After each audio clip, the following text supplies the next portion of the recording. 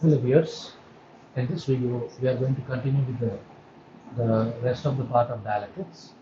So it is a lecture number 2 of dielectrics. In the previous video we have learnt some fundamentals like electric field intensity, electric displacement or electric flux density, dielectric polarization P, and also we have derived the relation between the DEP vectors. There we have used the Gauss line electrostatics. So all those things were done in the last class. Also, we have seen the electric susceptibility. If you could remember this chi E was the electric susceptibility, which was just P by epsilon naught E medium. This was the relation which we have derived in the previous class. This part we haven't used. Of course, I'm going to derive in a little moment. So, if we start with the next one, that is polarizability alpha. Polarizability is actually a tensor for anisotropic solids.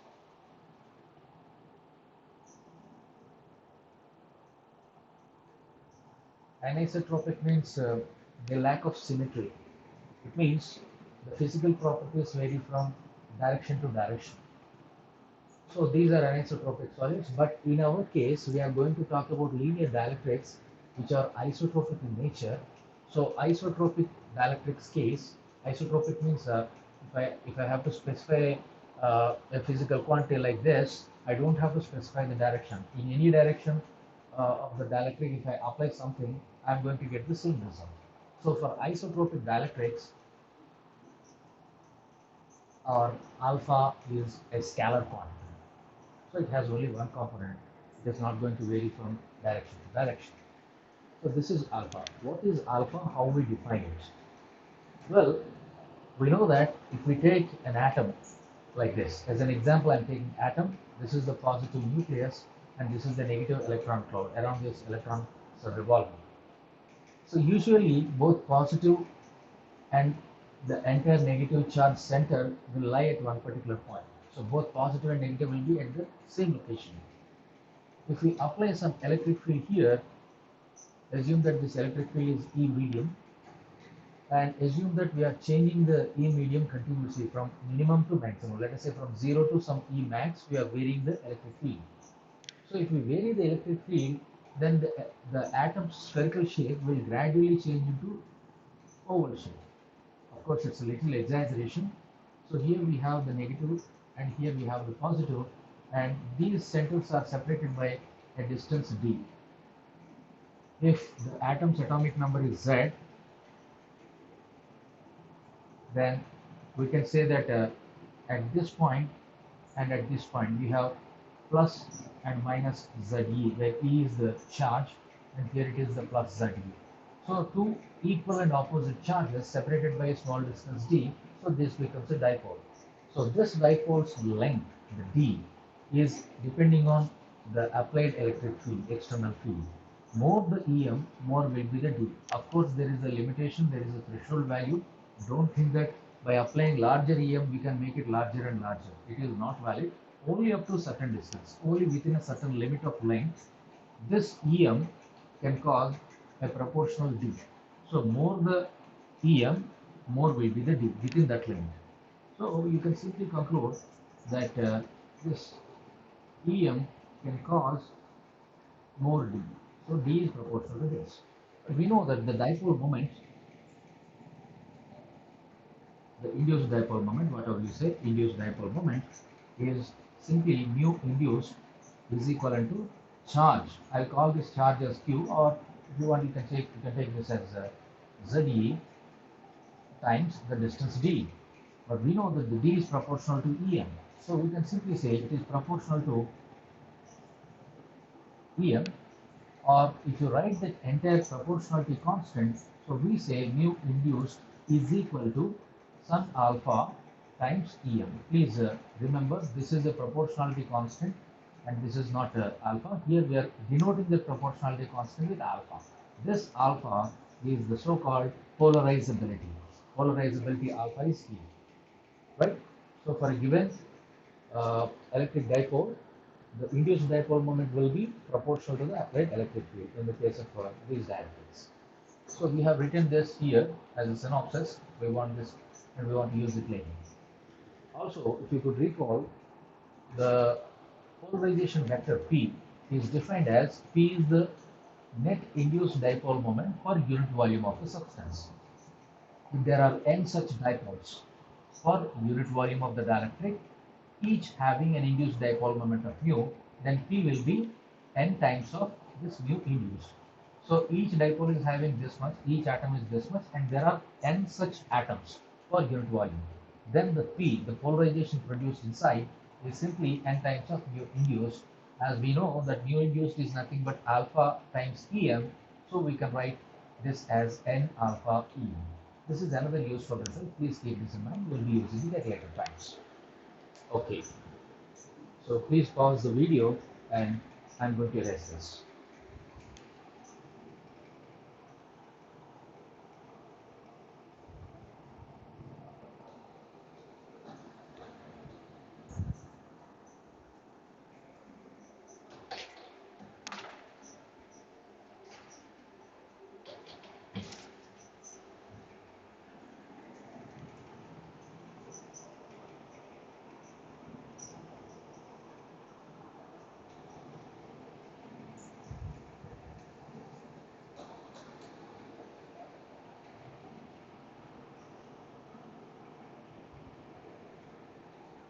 Okay.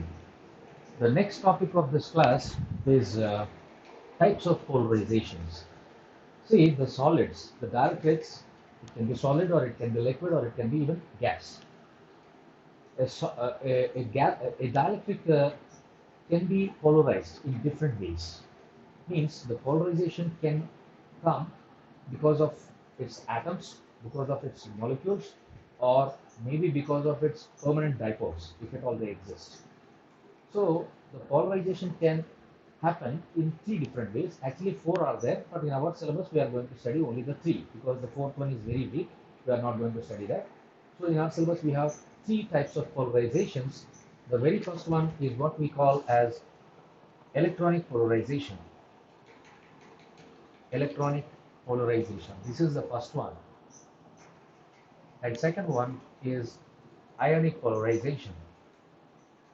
And third one is called orientational polarization.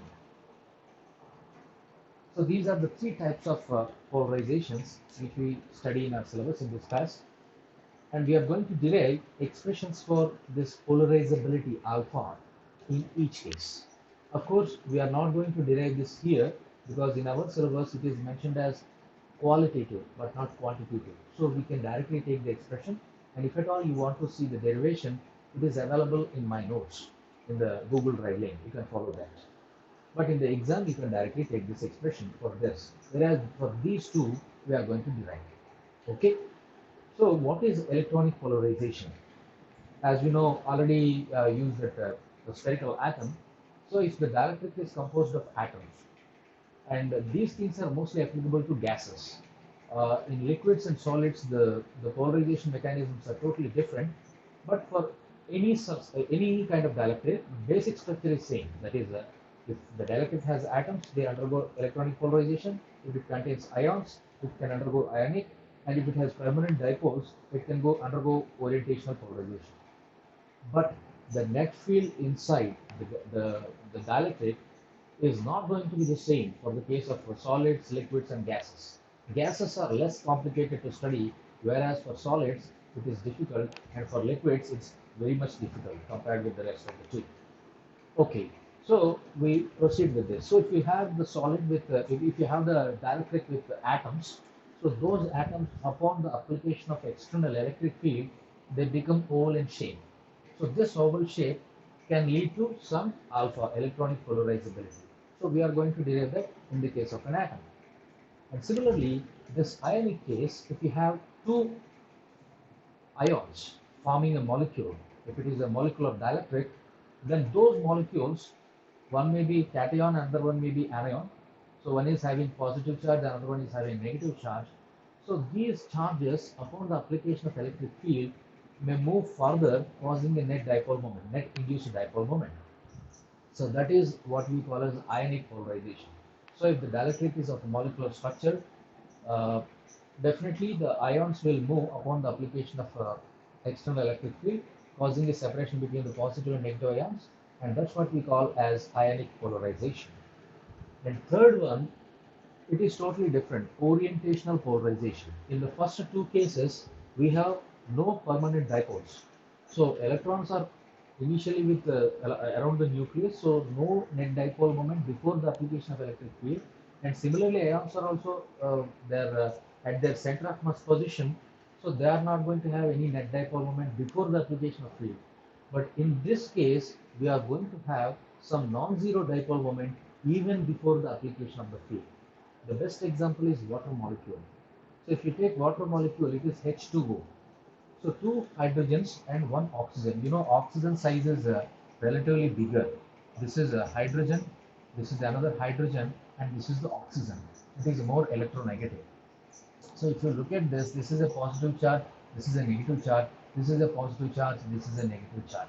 So before the application of electric field itself, it is going to have some new dipole moment, permanent electric dipole moment. Similarly, here it is behaving like another permanent dipole. So this kind of elements will have non-zero dipole moment before the application of electric field, and upon the electric field, upon the application of electric field from outside, they are going to turn in the direction of the field. They will actually try. They may not align with the field, but they will try to orient with the field and try to reduce their potential energy. As a result, they get some net induced dipole moment. You should not get confused.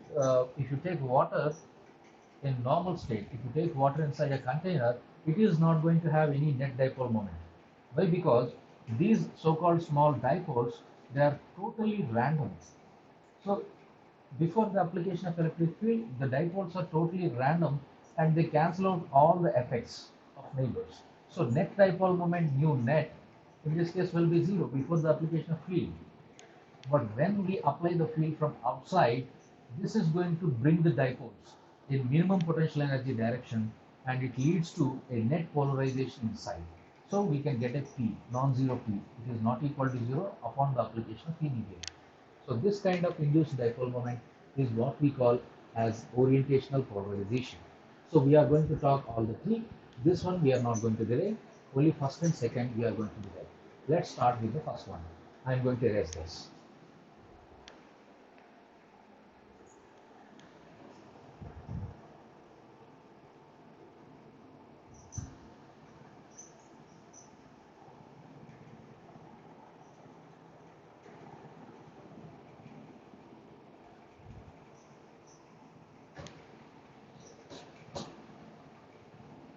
Okay, electronic polarization.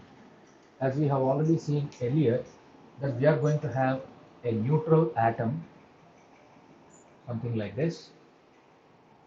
Here, before the application of electric field, this is the nucleus, this is the positive charge center, and let us suppose that the atomic number is Z. So atomic number of protons exists inside the nucleus, atomic number of electrons exists outside the nucleus. So this entire region is filled with electron cloud. So electron charge is of course minus ZE in this case, whereas the nuclear charge will be minus Z, plus ZE here. This is the charge inside the nucleus, which is very small, minuscule, and around this we have the electrons revolving. Also assume that the radius of the atom is some capital R. You haven't applied any electric field. Now you apply some electric field from outside. Let's call E medium. This is the external field applied on this atom. This results in separation of charges. As we have applied the electric field this way, the same atom, of course, the sizes may be different. Please try to understand properly. So the same atom now gets polarized. How it gets polarized? Let me draw it like this. See, this may be the position of atom before the application of electric field. Now, after the application of electric field, the positive nucleus remains here only. It is not going to move anywhere because the nucleus is heavy, only the electron cloud will shift. You know, electrons are negative, so as electric field is applied this way, electrons will try to move this way. So this entire negative electron cloud is going to get shifted towards the left to this particular location. So this point is actually plus ZE, and this point is going to be minus ZE. Let me write here. So this is the negative charge center, and hence they are going to have a separation, a small separation of D. Okay. So now we got atomic polarization. I mean, atom got polarized into electron cloud and a positive nucleus. So in this case, what happens is it is going to create a dipole. So the dipole with charge Ze and minus Ze separated by a distance d. So this dipole moment we are going to calculate in terms of external applied electric field E medium. That's what we are going to do. For that, what I'm going to do is, please recall that the electric charges exert forces which are central in nature. What do you mean by central in nature? See, this electron center, electron charge center, this electron charge center is of course going to pull this positive nucleus towards this way, and the external applied field is going to push this plus Ze towards this side. So as a result, the charge will be, I mean, the atom will be in equilibrium because atoms are quite stable, they are not unstable. So upon the application of electric field, some stretch will take place, and because of the stretch, there will be a dynamic equilibrium. Dynamic equilibrium means net force is not zero, but the forces cancel out. So if you take this plus Ze, it is being pushed towards the right by the external electric field, and it is being pulled towards the left by the negative electron cloud. So these two forces counterbalance each other, making it a dynamic equilibrium. We are going to calculate that. So forces on plus Ze, the nucleus, will be F1, I'll call the first force, is equivalent to this Ze, you know, the force on a charge Q with electric field is F equal to QE. So in this case, the charge is Ze plus Ze. It is the electric field which is E medium. So this is the force acting towards the right. And the second force, F2, it is due to electron cloud. Here there is a problem. Whether to take the entire electron cloud? No. As I mentioned just now, that electric charges are exerting forces which are central in nature, central forces. Central forces means if you have a charge like this, let us say this is the entire negative cloud, and if you embed a positive charge here, let us say this is plus 2, and if this entire cloud of negative charge, cloud of charge, it is not a point charge, remember this is a cloud, then this cloud is going to exert force. Only the cloud that exists within this sphere, this is going to exert force on this plus Q, not the outer one. So if you consider the problem, this entire charge is negative. It is the only portion which is going to exert some force on the Q, not the outside. I mean, if you look at the white portion, white ring, this negative cloud cannot exert any force. That's what we mean by central charge. So always these, that's what we mean by central force. So central forces only attract towards the center or away from the center, not like this. So if you keep this plus Q outside, then this entire charge will try to push it or pull it towards it or away from it.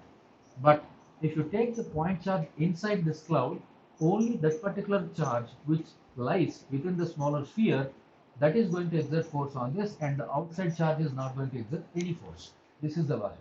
So proceeding in a similar manner, we are going to calculate the electric force F2 on the positive nucleus. Okay, so how to calculate this? Let me draw a sphere here. So this sphere is having a radius d, as we already know. So only this much negative charge is going to pull this ZE towards the left hand side. For that, we have to calculate what is the electric field due to this negative cloud. So if I know that, I can calculate what is the force F2 due to electron cloud, which is acting towards left. So this is what we are going to calculate now. Okay. So first of all, I'll calculate charge inside the sphere of radius d. I want to know what is the charge inside. Let me call this as some q dash. Q dash is the charge inside. So this q dash can be calculated as charge density into volume of this. You know, charge density is total charge per unit volume. So total charge per unit volume, it is nothing but charge density into volume of sphere with radius d, right? So charge density, charge per unit volume. We know that this entire region is filled with minus ZE charge, that is the negative electron cloud. So total charge density is charge by volume. Charge is minus ZE, and it was existing over a volume. You know, this is the radius r and it is the sphere. So sphere's volume is 4/3 pi r cube. So this is going to be the charge density, and it is going to be multiplied by volume of the sphere with radius d. So volume of the sphere is once again 4/3 pi. Of course, radius is d, so it is going to be d cube. So if you calculate this, so 4/3 pi gone, we are left with minus ZE times d cube divided by r cube. So this is the charge q dash. So what is this charge? This is actually the negative electron cloud that exists inside the smaller sphere d. So this charge can be assumed to be sitting over here. So this point charge will attract this towards the left hand side. Now this sphere is going to create an electric field at this location. If you can calculate the electric field, you know the electric force of ZE, force is equal to field times the charge. So charge is plus ZE, and what is the field here? Who is creating the field? The field is created by this smaller sphere negative electron cloud. So this smaller sphere has some electric field at this location. What is the electric field? So that electric field I can calculate electric field at plus ZE due to small sphere. The sphere is of course q dash. So electric field is of course known, E is equal to Q by 4 pi epsilon 0 r square. R in this case is d square, right? So this is going to be E, so q dash we have already calculated, minus ZE d cube divided by r cube, this whole term divided by 4 pi epsilon 0 d square. So d square and this d cube gone. So what are we left with is minus ZE d by 4 pi epsilon 0 r cube. This is the electric field due to the smaller sphere.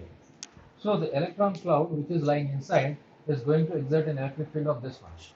So we know the electric field, and this electric field will act on plus ZE. So the force on plus ZE towards the left hand side will be simply ZE times this electric field, that is ZE into this. So ZE whole square times d by 4 pi epsilon 0 r cube. So that is the force with which this plus ZE is being pulled towards the left. And this is the force with which the same ZE is pulled towards the right. So it's something like a tug of war. So at one point, two forces are acting in opposite directions.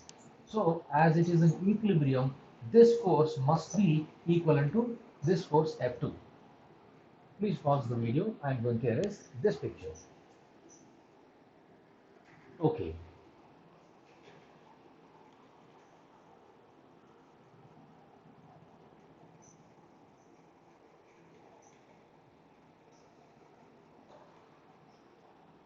Fine, I will continue. So this E is going to give F2 as ZE, which is plus ZE into minus ZE D by 4 pi epsilon 0 R cube. So this is just ZE square D. Of course, there is a negative sign divided by 4 pi epsilon 0 R cube. So negative sign indicates that this force is acting towards the left. Positive sign here indicates that it is acting towards the right. So as the atom is in equilibrium, atom is not blasting, atom is not going to break into pieces. So clearly these forces must be balanced. So what I can say is that ZE times En is equal to ZE whole square times D. See, I am neglecting this negative sign because I am taking only the magnitude. 4 pi epsilon 0 R cube. One can cancel out this with this, and what we can do is ZED, I am keeping this term to the left, is equal to 4 pi epsilon 0 R cube times En. Have a look at the left hand side term. What is ZED? Is it not the dipole moment? After all, dipole moment is nothing but the charge times the distance of separation. So this is the dipole moment induced due to the external electric field. So this dipole moment is going to give you this term. So this I can call as mu induced. So mu induced is equal to 4 pi epsilon 0 R cube times Em, and as we know, mu induced is proportional to Em, and the proportionality constant itself is what you call as polarizability. So we can say alpha E, electronic polarizability, will be equal to this 4 pi epsilon 0 R cube. As 4 pi epsilon 0 is a constant, it only depends on R cube. It means for larger size atoms, the polarizability will be larger. For smaller size atoms, this will be smaller. So it is clearly depending on the atomic number. With increase in atomic number, the atomic radius may increase, and definitely it is going to cause larger electronic polarizability. Right?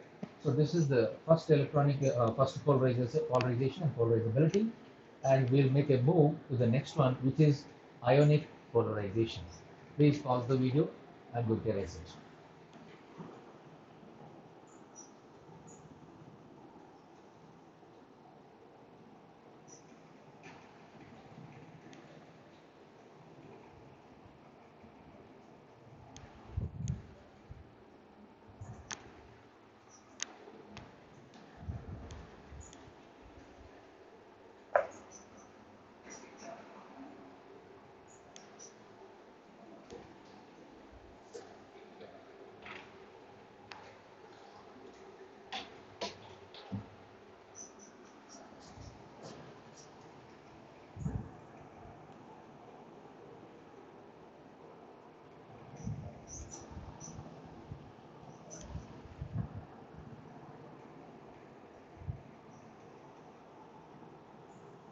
Okay, so the next one is ionic polarization.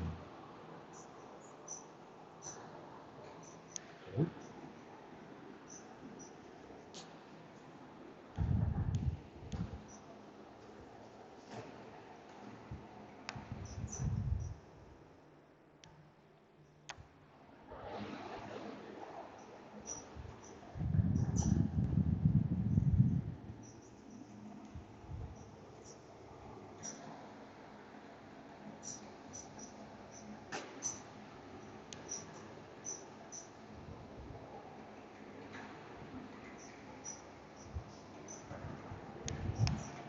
Okay, so this is ionic polarization. In this case, we are going to consider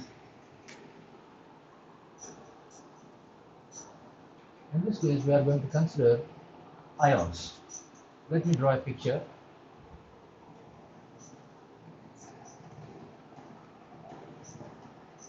Let's say there are two ions. One ion is with mass m1, which is a little heavier. Another one is mass m2. They are actually separated from their centers by some distance. In order to understand the situation clearly, what I am going to do is I will take the center of mass. See, as it is a two-body system, the center of mass will be closer towards the heavier object. This is lighter, so it will be away from that. So if you take this distance as x1, and if you take this distance as x2, so from the center of mass axis, we are going to have this separation. So these two are actually oppositely charged. What I mean is this may be some negative ion, so minus E. I am taking only one unit negative charge. If you want, you can extend to more also. For simplest case, I am dividing. So this may be of positive nature. So it's a positive ion, and that is negative ion. So these two ions are separated by some distance, and this you can imagine it as some kind of springs which are coupled with each other. So upon the application of electric field, let us say once again I have applied the electric field this way. So this is my E applied. So when I apply the electric field this way, it is going to get elongated because this is positive ion, so it moves this way. This is negative ion, it moves that way. If suddenly field is switched off, it is going to oscillate because it's a spring mass system. It is going to oscillate with some frequency omega naught. The frequency of oscillation of this particular system, right? So this system is going to induce some dipole moment. See, before the application of electric field, these charge centers, they will meet at the center of mass, and there is no net dipole moment. The dipole moment was zero. But upon the application of electric field, they got separated, they got elongated, extended. And this leads to some induced dipole moment. So that dipole moment we are going to calculate in this article.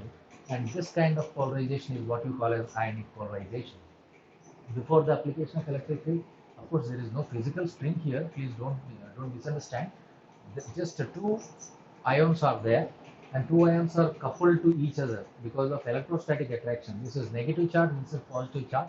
So these two charges are binding each other because one of them is positive, another one is negative. They are attracting each other, and they are at one particular point. So there was no dipole before the application of field. But after the application of field, they got separated and they are causing some induced dipole moment. That's what we are going to calculate. Clearly from the picture, these charges are plus E and minus E, and they are separated by a distance of x1 and x2, total x1 plus x2. So the induced dipole moment, mu induced, in this case, I can write as charge times x1 plus x2. So this is what I am going to calculate in this article. So I need this, I'll write it separately later. Before that, as I am applying the electric field, I must solve the equation of motion. What is the equation of motion, you may say? See, because of the application of electric field, this charge experiences some force, this charge also experiences some force. If you can separate the problem in such a way that it is the spring with the force constant K2 and it is the spring with force constant K1. Let me say why I am taking two different, why I am not taking same. See, when this field is applied and released, it is going to oscillate. In these oscillations, the amplitude of this oscillation will be smaller because it's heavier. Heavier can't move faster. Whereas this is a smaller, lighter one, definitely it is going to move faster. So this problem can be imagined as this is a soft spring and this is a very tight hard spring. So hard spring won't allow it has a high restoring force, so it is not going to allow this system to move faster because it's a tight spring, hard spring, whereas this is a soft light spring. You may think that it is moving faster and easily. That's why I'm taking K1 and K2 separate. Okay, so you know the Hooke's law force. The force on this, if I write the force on M1, I write this force using Newton's law. Newton's second law is F equal to ma. Ma is nothing but m1 d square x1 by dt square. This is the acceleration. It is along x direction. You may imagine this as x-axis. So along x-axis, the displacement is x1. So m1 d square x1 by dt square. This is equivalent to, the force is E applied. It is going to act in this direction because the spring, if it is compressed, assume that you have compressed it, and the moment when you release it, it is going to move this way, and the restoring force will be acting exactly opposite. So the restoring force is spring and the applied force is this. They are magnitude wise equal. Please try to understand. So this force is of course equivalent to minus K1 times X1. So for the time being, if you forget that there is no electric field, the force on this particular system is simply the spring force. Spring force is K1 X1. So if you try to compress this, or you may expand it also, it's up to you. So whenever you try to compress it, your force will be acting this way towards the center of mass, and the moment when you release it, the displacement will be taking this way.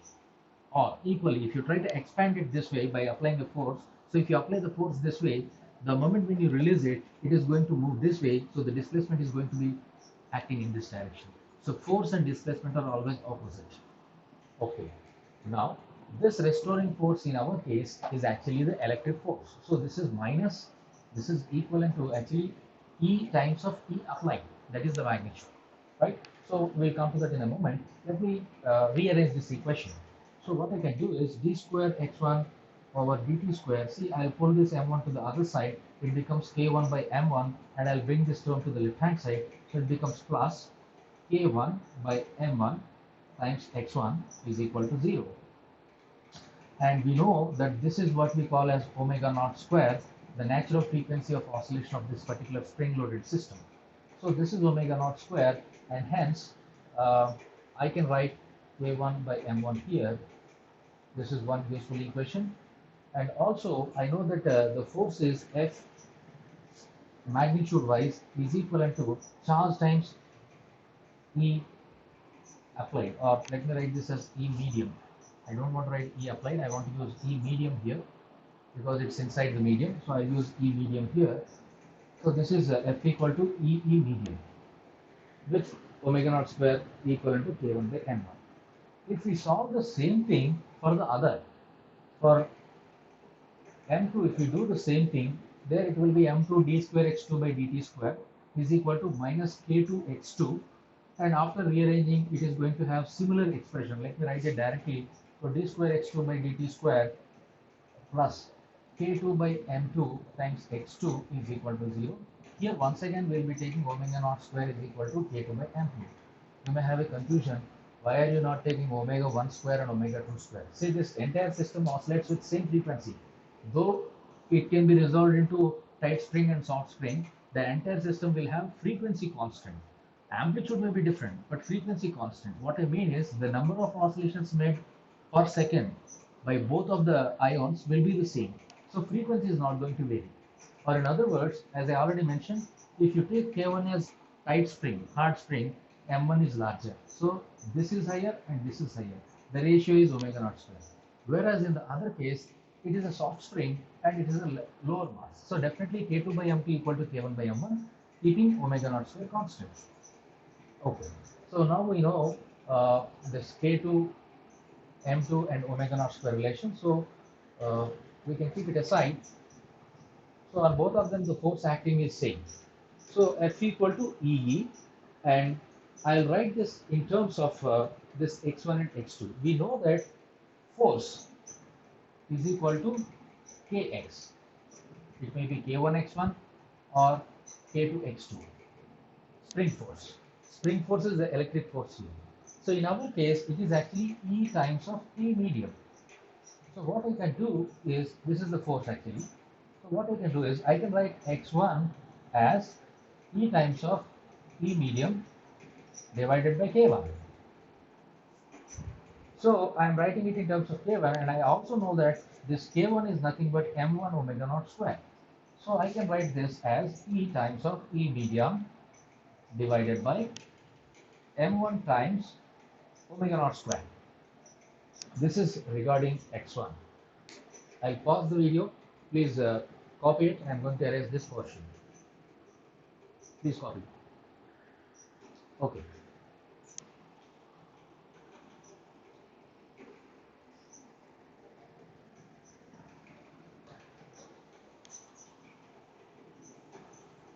So let me write this useful relation that I need the induced dipole moment mu induced is equal to E times of x1 plus x2. This one I need because I'm going to derive this.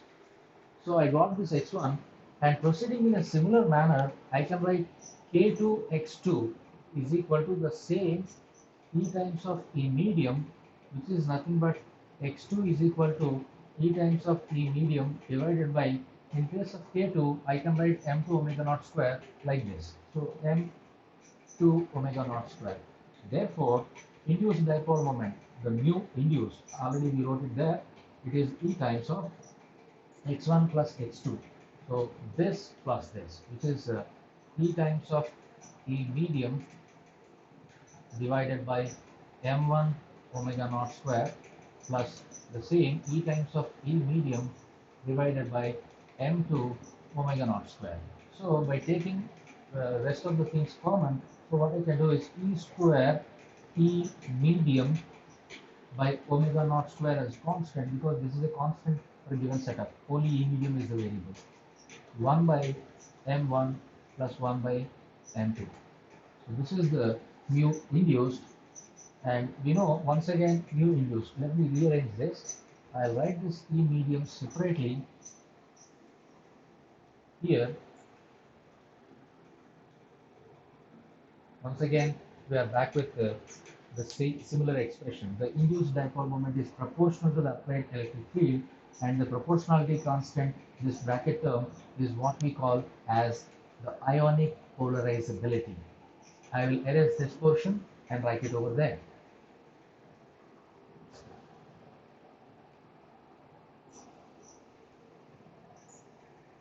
So ionic polarization or ionic polarizability, this is what I call as alpha I. Earlier I have used alpha E, which is electronic polarizability, and this is due to ionic, which is simply E square by omega naught square times 1 by m1 plus 1 by m2. These are the two masses. This is the ionic polarizability. Please keep this. We'll use this once again in another derivation. Okay, we have completed the ionic polarizability. Please copy this. Once again, I'll erase the board and I'll make a move to the next one, which is orientational polarization. Erasing.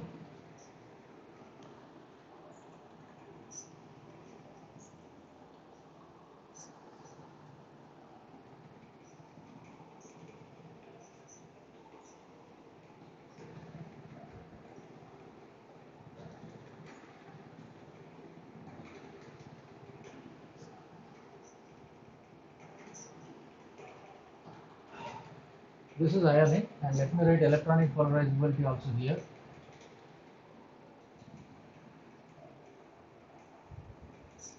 This is alpha E, which is 4 pi epsilon 0 R cube. This is another one, and we are going to use the third one. Third one is orientational polarization.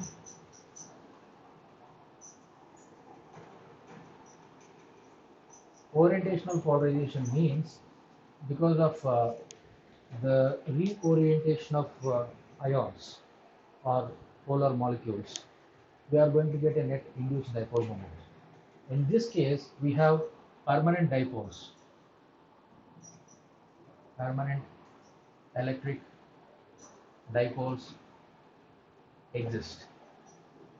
So before the application of electric field itself, this material or this medium have some non-zero dipole moments.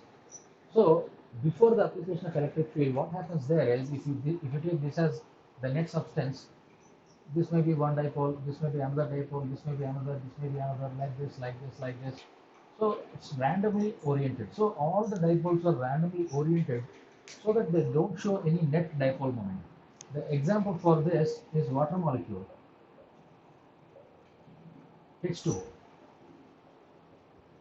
similarly HCl, NH3. Several polar molecules are there. So these polar molecules, before the application of electric field, they randomly align to make the net dipole moment zero. See here in this sample, you won't see any dipole moment. Apparently it is not shown. But when you apply the electric field in a specific direction, these dipoles will reorient themselves. They will turn.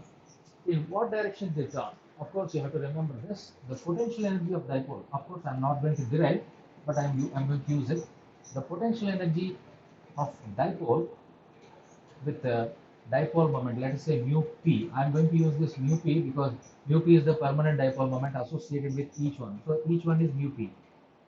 So because of this mu p, if you apply some E medium, so from outside you have applied the electric field, the potential energy U is of course the dot product of this. So mu p dot E medium with negative sign.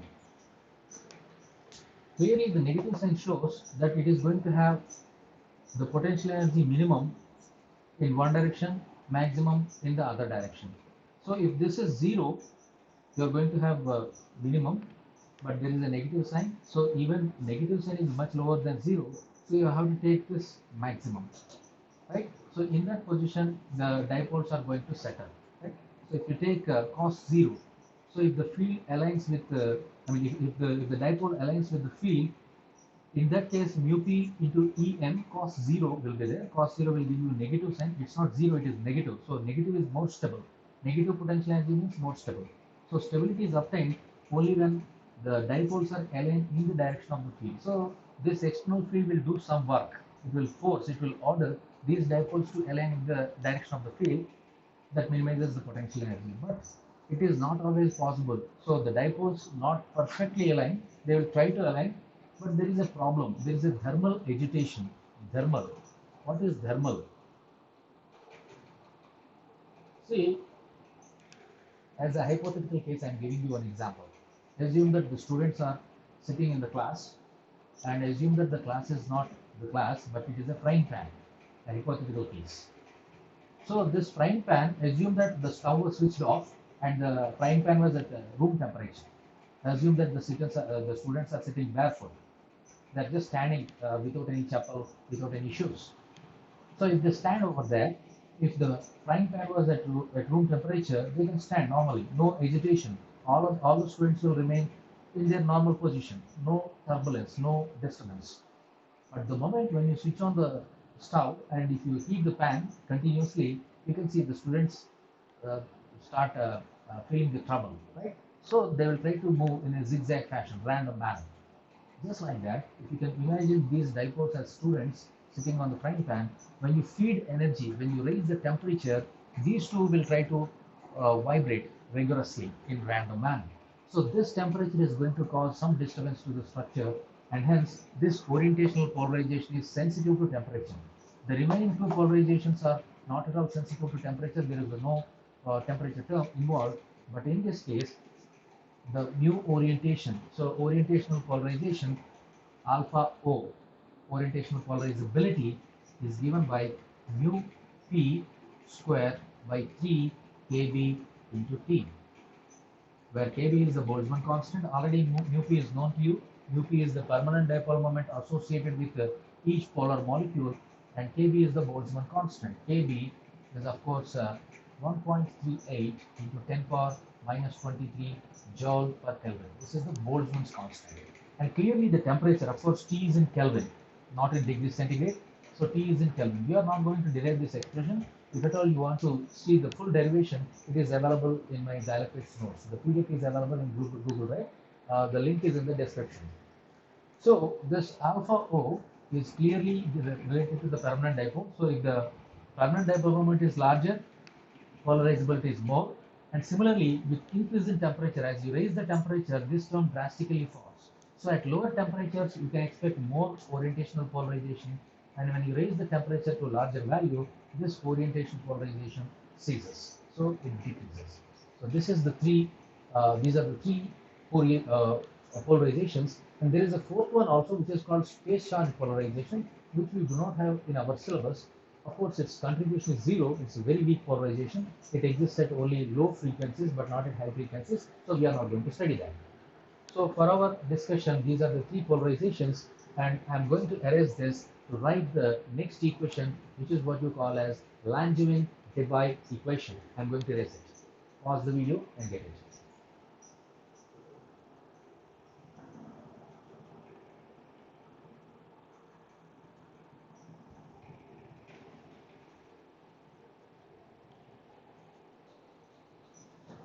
So The next equation is Langevin-Debye equation. It is simply the net polarization, net polarizability. So alpha total, the total polarizability is simply alpha electronic plus alpha ionic plus alpha orientational. So the sum is simply, if you write it separately, first one is 4 pi epsilon 0 r cube plus the second one e square by omega naught square into 1 by m1 plus 1 by m2. This is the second contribution. And the third one is just mu square over mu p square over 3k dt. So this total one is what we call as Langevin-Debye equation. So I'll stop here. Today we have discussed three types of polarizations: electronic polarization, ionic polarization, and orientational polarization. So these three polarizations, they have contributed to this much. And in the next video, we are going to derive the local electric field inside a solid dielectric, which is what we call as Lorentz field. So Lorentz field is the field that exists inside the solid dielectric. I also mentioned that for gases it's very simple. So this equation is valid for gases. For solids, it's not that easy because here we have simply added one after the other. But in case of a solid, the inside field is not going to be this simple. That field is going to be modified. And that field is what we call as Lorentz field or the local electric field, which I will do in the next video, lecture number 3. Thank you.